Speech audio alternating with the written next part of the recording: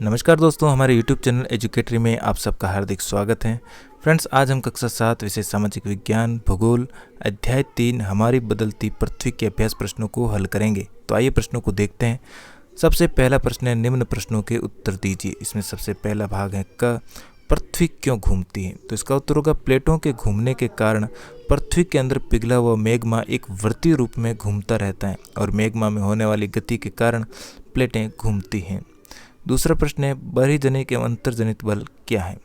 तो पृथ्वी की गति को उन बलों के आधार पर विभाजित किया गया है जिनके कारण ये गतियाँ उत्पन्न होती हैं। जो बल पृथ्वी के आंतरिक भाग में घटित होते हैं उन्हें अंतर्जनित बल यानी एंडोजेनिक फोर्स कहते हैं, एवं जो बल पृथ्वी की सतह पर उत्पन्न होते हैं उन्हें बहिर्जनित बल यानी एक्सोजेनिक फोर्स कहते हैं। अंतर्जनित बल कभी आकस्मिक गति उत्पन्न करते हैं तो कभी धीमी गति। फिर है, अपरदन क्या है। तो अपक्षय एवं अपरदन नामक दो प्रक्रमों द्वारा दृश्य भूमि लगातार विघटित होती रहती है। पृथ्वी की सतह पर शैलों के टूटने से अपक्षय की क्रिया होती है। भूदृश्य पर जल, पवन और हिम जैसे विभिन्न घटकों के द्वारा होने वाले क्षय को अपरदन कहते हैं।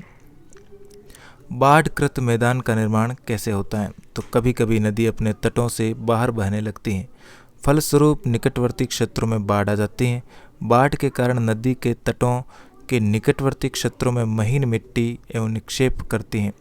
ऐसी मिट्टी एवं पदार्थों को अवसाद कहते हैं। इससे समतल उपजाऊ बाढ़कृत मैदान का निर्माण होता है। च है, बालू टिब्बा क्या है। तो पवन चलने पर यह अपने साथ रेत को एक स्थान से दूसरे स्थान पर पहुंचाती है। जब पवन का बहाव रुकता है तो ये रेत घिरकर छोटी पहाड़ी बन जाती हैं और इनको बालू टिब्बा कहते हैं।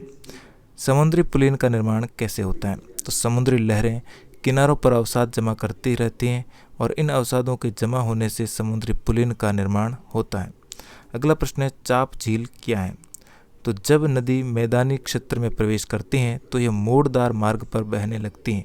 नदी के इन्हीं बड़े बड़े मोड़ों को विसर्प कहते हैं। इसके बाद विसर्पों के किनारे पर लगातार अपरदन एवं निक्षेपण शुरू हो जाता है।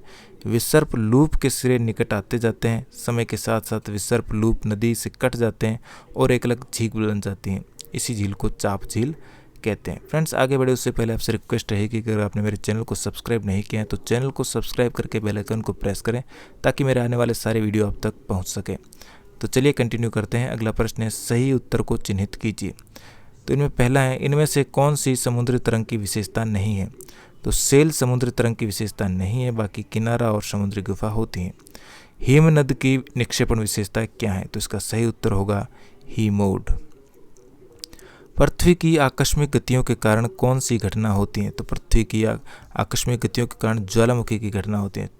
अगला प्रश्न है, छत्रक शैलें पाई जाती हैं। तो छत्रक शैलें रेगिस्तान में पाई जाती हैं। चाप झील कहाँ पाई जाती हैं। तो चाप झील नदी घाटियों में पाई जाती हैं।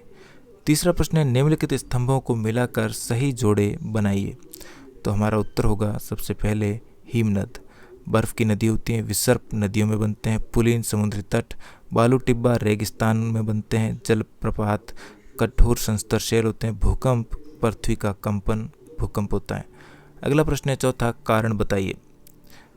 क है, कुछ शैल छत्रक के आकार में होते हैं। तो हमारा उत्तर होगा, बहती हुई पवन में रेत के कण निचले भाग अर्थात पृथ्वी की सतह के साथ उड़ते हैं। ये कण रास्ते में आने वाली चट्टान का अपरदन करते हैं, इसलिए पवन के रास्ते में आने वाली शैल के निचले भाग का अपरदन ज़्यादा होता है और शैल छतरी के आकार की होती हैं। इसे छत्रक शैल कहते हैं। ख है, बाढ़कृत मैदान बहुत उपजाऊ होते हैं। तो हमारा उत्तर होगा, बाढ़ के कारण नदी के तटवर्ती भागों में महीन मिट्टी एवं अन्य पदार्थों का निक्षेपण होता है। इन्हें अवसाद कहते हैं। इन अवसादों से बनी मिट्टी बहुत उपजाऊ होती है, इसलिए बाढ़कृत मैदान बहुत उपजाऊ होते हैं। अगला प्रश्न है ग, समुद्री गुफा स्टैक के रूप में परिवर्तित हो जाती हैं। तो समुद्री गुफा स्टैक के रूप में परिवर्तित हो जाती हैं। समुद्री गुफा के बड़े होते जाने पर इनमें केवल छत ही बच जाती है। लगातार अपरदन होते रहने से छत भी टूट जाती है, केवल दीवार बची रह जाती है। इस बची दीवार को स्टैक कहते हैं। अगला प्रश्न है, भूकंप के दौरान इमारतें गिरती हैं। तो भूकंप के दौरान इमारतें गिरती हैं। भूकंप के समय भूकंपीय तरंगें केंद्र से बाहर की ओर गमन करती हैं। इन तरंगों के कंपन से इमारतें कांपने लगती हैं और गिरने लगती हैं।